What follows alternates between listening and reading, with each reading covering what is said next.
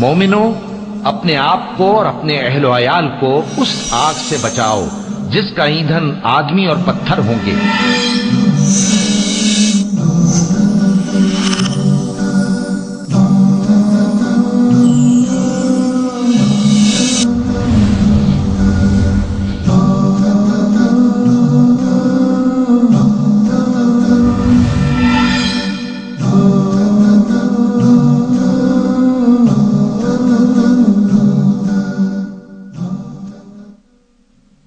الحمد لله الذي له ملك السماوات والأرض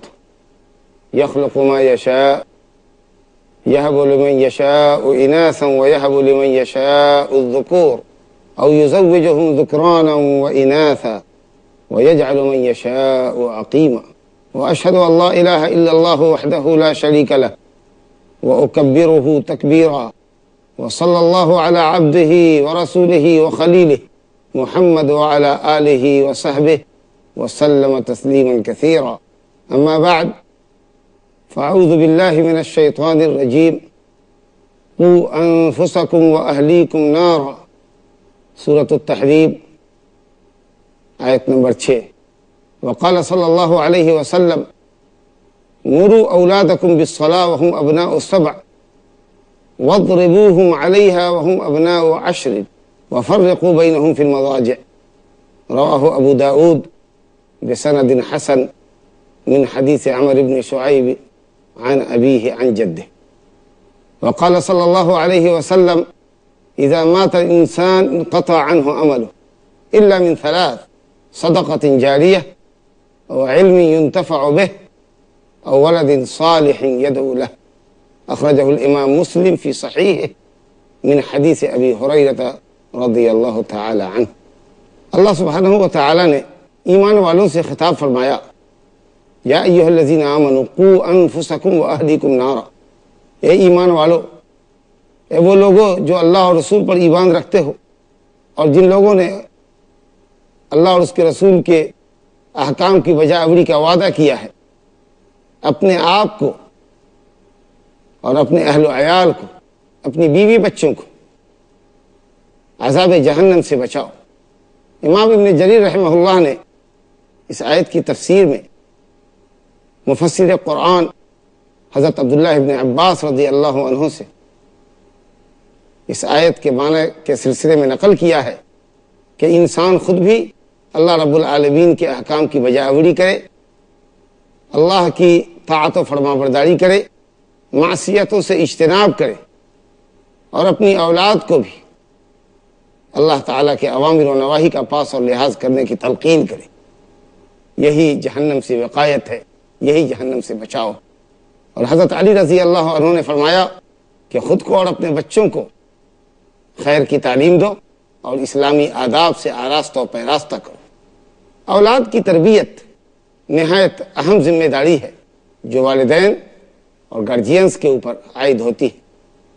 وہ بہت مشکل کام بھی ہے، اور خاص کر اس زمانے میں جہاں فتنے کی تلاطم خیز موجیں اٹھ رہی ہوں، دین بیزاری عام ہو، اسلام خود مسلمانوں کے درمیان اجنبی بن کر رہ گیا ہو، ایسے وقت میں جب ہر طرف سے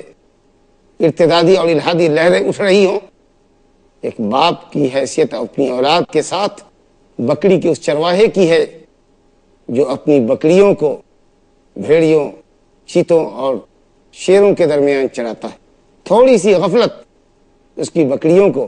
بھیڑیوں کا لقمہ بنا ڈالے گی۔ اسی طریقہ سے باپ کی، گارجین کی، مربی کی تھوڑی سی غفلت اولاد کی زندگی کو تباہ و برباد کرنے کے لیے کافی ہوگی۔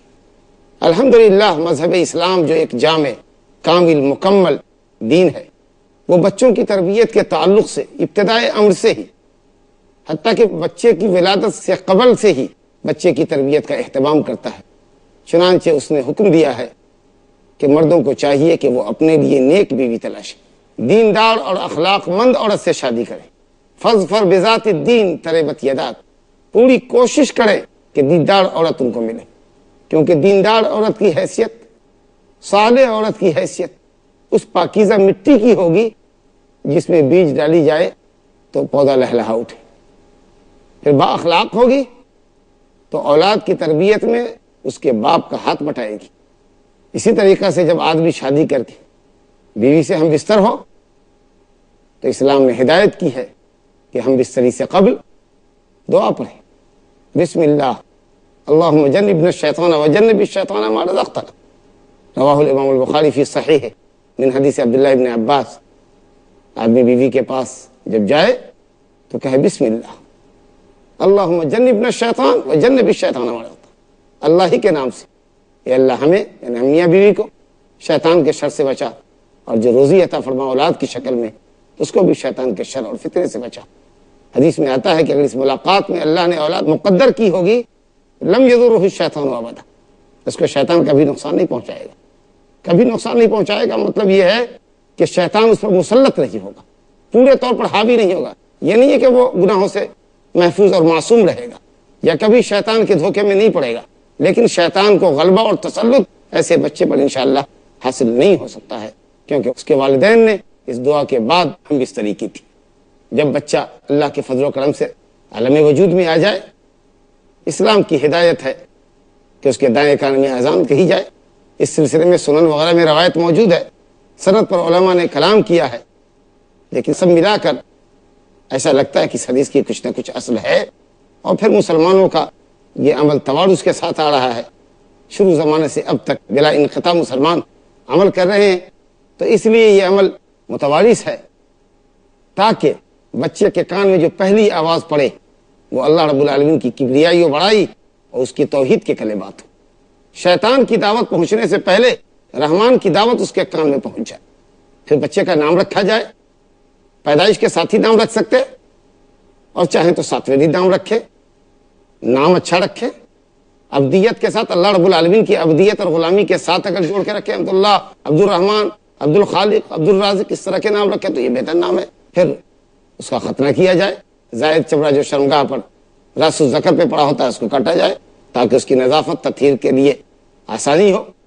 اور پھر 7ویں دن عقیقہ کی سنت ادا کی جائے۔ لڑکے کی طرف سے 2 برابر عمر کی بکریاں اور لڑکی کی طرف سے 1 بکری، یہ در حقیقت اللہ رب العالمین کی عطا کردہ نعمت اولاد پر اس کی شکر گزاری۔ پھر یہ قربانی، یہ عقیقہ بچے کی جان کا فدیہ۔ تو اس طریقے سے شریعت نے بچے کی تعلیم، بچے کی تربیت، اس کی دینی تربیت کے تعلق سے بڑا اہتمام کیا۔ خود اللہ رب العالمین نے والدین کو نصیحت کی ہے، وصیت کی ہے، یوصیکم اللہ فی اولادکم، اللہ تمہاری اولاد کے سلسلے میں تمہیں وصیت کرتا ہے۔ نبی کریم صلی اللہ علیہ وسلم اولاد کے درمیان انصاف کرنے کی تلقین فرماتے ہیں، اتقوا اللہ واعدلوا بین اولادکم۔ نعمان بن بشیر رضی اللہ عنہ کی حدیث جو صحیحین میں آئی ہے اس کے الفاظ ہیں، اتقوا اللہ واعدلوا بین اولادکم، اللہ کا تقوی اختیار کرو، اپنی اولاد کے درمیان انصاف کیا کرو۔ تو جس طریقے سے اولاد ماں باپ کے ساتھ احسان کرنے کی مکلف ہے، بلکہ مخلوق میں سب سے بڑا حق انسان پر اس کے ماں باپ کا ہے، اسی طریقے سے والدین پر اور خاص کر باپ پر یہ ذمہ داری، یہ فریضہ عائد ہوتا ہے کہ وہ اپنی اولاد کی تربیت کرے۔ بچہ جب پیدا ہوتا ہے فطرت پہ پیدا ہوتا ہے، اللہ رب العالمین کی وحدانیت اس کی فطرت میں ودیت کی گئی ہوتی، بالکل کوڑے کاغذ کی مانند ہوتا ہے۔ جس اچھے اخلاق، جس اچھی تربیت پر آپ بچے کو سنواریں گے، پالیں گے، پوسیں گے، پروان چڑھائیں گے، بچہ جوان ہو کر بھی انہی عادات و خصائل کا عادی ہوگا، اور جس خوبی پہ وہ جوان ہوگا انشاءاللہ اسی پہ بوڑھا بھی ہوگا۔ اور جس اسلام پر انسان پوری زندگی کاربند رہتا ہے تو اللہ رب العالمین اپنے فضل سے اس کی موت بھی انشاءاللہ ایمان پر اور اسلام پر ہی اس کو اس کی موت عطا کرتا ہے۔ نبی کریم صلی اللہ علیہ وسلم نے فرمایا، ما من مولود الا ویولد علی الفطرہ، ہر بچہ فطرت اسلام پر پیدا ہوتا ہے، لیکن والدین کی غلط تربیت، گھر کا غلط ماحول، والدین کا برا کردار بچے کی سادہ فطرت کو بدل دیتے ہیں۔ فابواہ یہودانہ او ینصرانہ او یمجسانہ، والدین اس کو یا تو یہودی بنا دیتے ہیں، یا مجوسی بنا دیتے ہیں، نصرانی بنا دیتے ہیں، دین فطرت سے منحرف کر دیتے ہیں۔ اگر والدین گھر میں مسلمان ہوں، دیندار ہوں، تو اس کی گہری چھاپ بچے پر پڑے گی اور بچہ دین اور اخلاق پر تربیت پائے گا۔ تربیت اولاد صرف جسمانی تربیت پر موقوف نہیں ہے یا منحصر نہیں ہے، کہ آپ بچوں کی خورد و نوش کا اچھا انتظام کریں، عمدہ سے عمدہ لباس بچوں کو پہنائیں، ان کی رہائش کا انتظام کریں، اور اگر اللہ نے آپ کو پیسے دیے ہوں تو اپنے لاڈلے سے پیار کرتے ہوئے یا پیار کے نتیجے میں منہ مانگی رقم دے دیں، پہلے 2 چکے کی بائک دیں، پھر اس کے بعد اس کے مطالبے پر موٹر گاڑی خرید کر دے دیں، اور وہ اپنی بے لگام شہوت کے ساتھ بھاگتا پھرے اور باشوں کی مجلسوں میں اٹھتا بیٹھتا رہے، کلبوں کے اندر، پارکوں میں، اور اس طریقہ سے غلط جگہوں پر بھاگتا پھرتا رہے، اور آپ سمجھتے ہوں کہ صاحب ہم اپنے بچے سے بہت پیار کریں۔ یہ بہیمانہ تربیت ہے۔ صحیح تربیت، ضروری تربیت یہ ہے کہ بچوں کو دین پر، اخلاق پر آراستہ پیراستہ کیا جائے، ان کے اخلاق اور کردار کو سنوارا جائے، بنایا جائے۔ تربیت اولاد صرف جسمانی تربیت پر موقوف نہیں ہے یا منحصر نہیں ہے کہ آپ بچوں کی خورد و نوش کا اچھا انتظام کریں، عمدہ سے عمدہ لباس بچوں کو پہنائیں، ان کی رہائش کا انتظام کریں، اور اگر اللہ نے آپ کو پیسے دیے ہوں تو اپنے لاڈلے سے پیار کرتے ہوئے یا پیار کے نتیجے میں منہ مانگی رقم دے دیں، پہلے 2 چکے کی بائک دیں، پھر اس کے بعد اس کے مطالبے پر موٹر گاڑی خرید کر دے دیں، اور وہ اپنی بے لگام شہوت کے ساتھ بھاگتا پھرے اور باشوں کی مجلسوں میں اٹھتا بیٹھتا رہے، کلبوں کے اندر، پارکوں میں، اور اس طریقہ سے غلط جگہوں پر بھاگتا پھرتا رہے، اور آپ سمجھتے ہوں کہ صاحب ہم اپنے بچے سے بہت پیار کریں۔ یہ بہیمانہ تربیت ہے۔ صحیح تربیت، ضروری تربیت یہ ہے کہ بچوں کو دین پر، اخلاق پر آراستہ پیراستہ کیا جائے، ان کے اخلاق اور کردار کو سنوارا جائے، بنایا جائے۔ نبی کریم صلی اللہ علیہ وسلم نے اولاد کے ذمہ داروں کو، والدین کو، خاص کر باپ کو، گارجینز کو خطاب فرمایا، مروا اولادکم بالصلاۃ وهم ابناء 7 واضربوهم علیہا وهم ابناء 10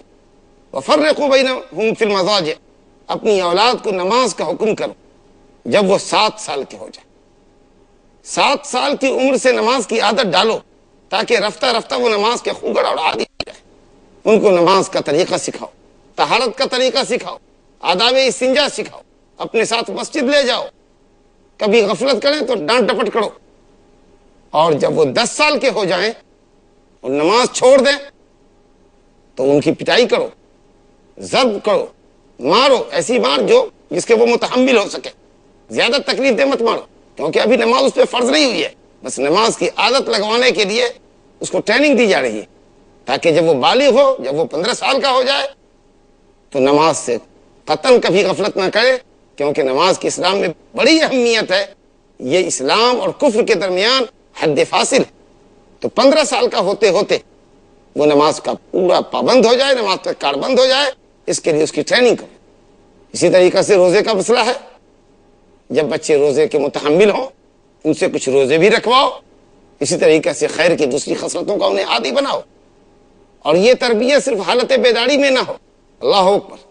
جب وہ 10 سال کے ہو جائیں تو ان کے بستر الگ کرو، ایک بستر پر 2 بچوں کو مت سلاؤ، تاکہ اخلاقی انارکی کے وہ شکار نہ ہو سکے، اخلاقی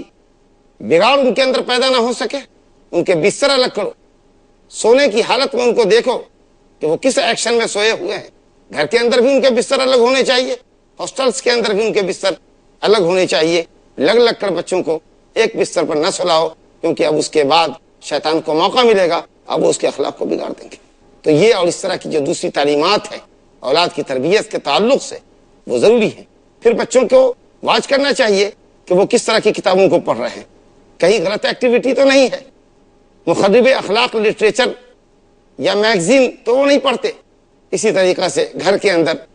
شر و فساد کے آلات، لہو و لعب کے آلات،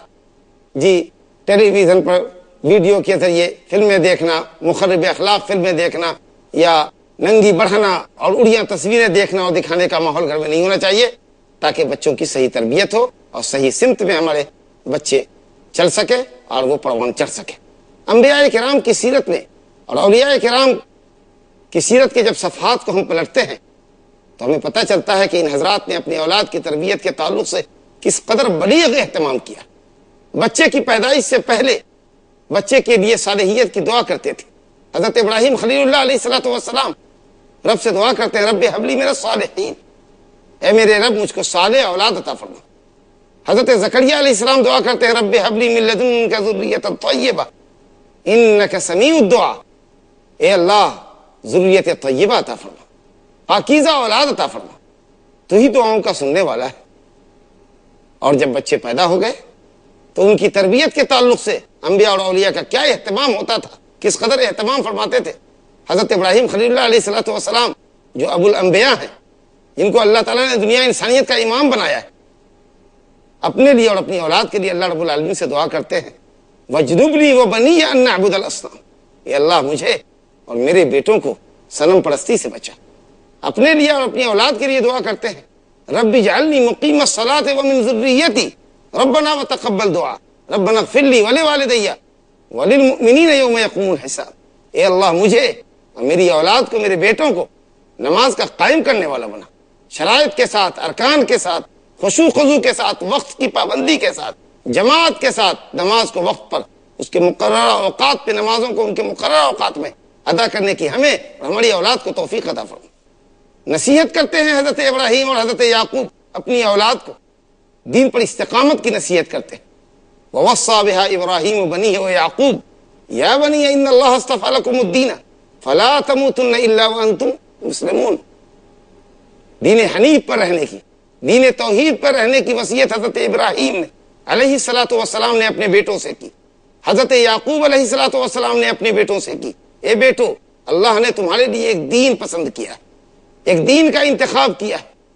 ہرگز نہ مرو مگر اس حال میں کہ تم مسلمان رہو۔ تمام انبیاء کا دین اسلام تھا،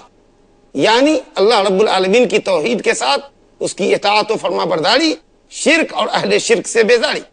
اس اعتبار سے تمام انبیاء کرام کا دین اسلام رہا۔ لیکن محمد صلی اللہ علیہ وسلم کی بعثت و رسالت کے بعد یہ کلمہ اسلام بطور خاص محمد صلی اللہ علیہ وسلم کی لائی ہوئی شریعت کے لیے بطور علم اور نام کے استعمال ہوتا ہے۔ اب اگلے انبیاء سابقین کی شریعت کو ان کی طرف اضافت کر کے بولتے دین ابراہیم، دین موسیٰ، دین عیسیٰ۔ جب لفظ اسلام بولتے تو وہ صرف محمد صلی اللہ علیہ وسلم کی لائی ہوئی شریعت پر اب بولا جائے گا۔ اور صرف بات اسی حد تک نہیں ہے، موت سے پہلے حضرت یعقوب علیہ الصلوۃ والسلام کو فکر ہے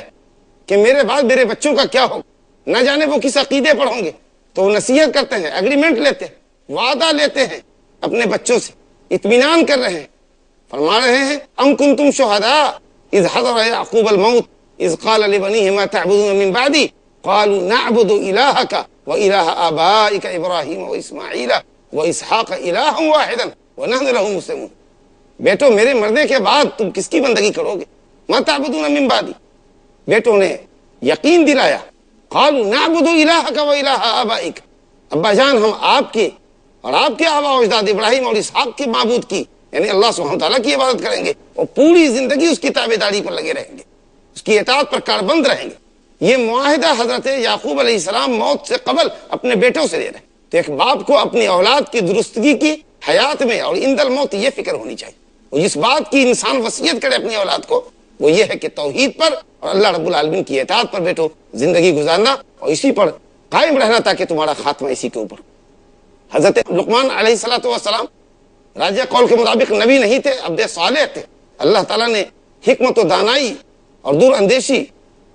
اور رائے کی درستگی جیسی نعمتوں سے نوازا تھا۔ حضرت لقمان علیہ الصلوۃ والسلام اپنے بچوں کو نصیحت کرتے ہیں، اپنے بیٹے کو نصیحت کرتے ہیں۔ سورہ لقمان میں آپ بیش قیمتی نصیحتوں کو ملاحظہ کیجیے۔ اللہ تعالیٰ فرماتا ہے کہ حضرت لقمان علیہ السلام نے اپنے بیٹے سے جو پہلی نصیحت کی، یا بنی لا تشرک باللہ ان الشرک لظلم عظیم، سب سے پہلی وصیت جو ایک باپ کو، ایک ماں کو اپنی اولاد کو کرنی چاہیے وہ توحید کی وصیت ہے، کیونکہ اللہ کا دین اسی پر قائم ہے۔ سب سے اہم بنیاد یہی ہے، اگر توحید نہیں تو کسی عمل کی کوئی قیمت نہیں۔ میرے پیارے بیٹے، یا بنیہ تصغیر کا صیغہ محبت کے اظہار کے لیے، اے میرے پیارے بیٹے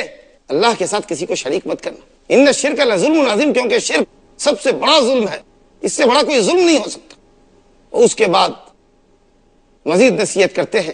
یا بنی اقم الصلاۃ وامر بالمعروف وانھ عن المنکر واصبر علی ما اصابک ان ذلک من عزم الامور ولا تصعر خدک للناس ولا تمشي في الارض مرحا ان اللہ لا يحب كل مختال فخور واقصد في مشيك واغضض من صوتك ان انکر الاصوات لصوت الحمیر۔ نہایت قیمتی نصیحت ہے۔ بیٹے نماز قائم کرنا، بھلائی کا حکم کرنا، برائی سے باز رہنا، تکلیفوں پہ صبر کرنا، اور خاص کے دین کے معاملے میں، دعوت کے معاملے میں جو تکلیفیں پیش آئے ان پر خصوصیت کے ساتھ صبر کرنا، فخر و غرور سے پرہیز کرنا، لوگوں کو حقیر مت جاننا، گردن لوگوں سے موٹی نہ کرنا، منہ پھلا کر بات نہ کرنا، میانہ روی اختیار کرنا، چال میں ڈھال میں بھی میانہ روی، نرم اور اچھے لہجے میں بات کرنا، یہ بیش قیمتی نصیحتیں جو انبیاء نے، اولیاء نے، اصفیاء نے اپنی اولاد کو کی۔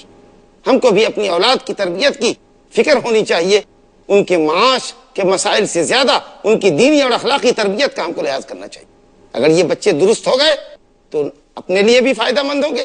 ماں باپ کے لیے بھی فائدہ مند ہوں گے، حیات میں بھی، والدین کے انتقال کے بعد بھی فائدہ مند ہوں گے، وہ اس کے لیے صدقہ جاریہ ہوں گے، اور امت کے لیے، انسانیت کے لیے یہ تعلیم اور تربیت یافتہ بچے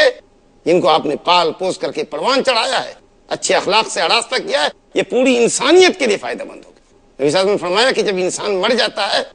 تو عمل کا دروازہ اس سے بند ہو جاتا ہے، کچھ چیزوں کے اعمال باقی رہتے ہیں۔ اس حدیث میں 3 چیزوں کا ذکر کیا گیا ہے۔ صدقہ جاریہ، جس کا فائدہ جاری رہے، مسجد بنا دینا، مدرسہ بنا دینا، کچھ رفائی کام کر دینے، علم نافع، نفع بخش علم، کتابوں کی شکل میں ہو یا شاگردوں کی شکل میں، نفع بخش علم ہو، کتاب و سنت کا علم، نفع بخش بنیادی معلومات، صحیح معلومات پر مشتمل علم، تو یہ فائدہ کا ذریعہ ہے۔ وَوَلَدٍ صَالِحٍ يَدْعُو لَهُ، اور نیک اولاد، نیک اولاد جو اپنے ماں باپ کے لیے دعا کرتی ہے۔ تو اولاد کی دعا ماں باپ کو زندگی میں بھی ملتی ہے، مرنے کے بعد بھی ملتی ہے۔ اگر آپ چاہتے ہیں کہ اولاد آپ کے لیے نفع بخش ہو، دنیا میں بھی وہ آپ کا مقام اور مرتبہ پہچانے، آپ کے ساتھ حسن سلوک کرے،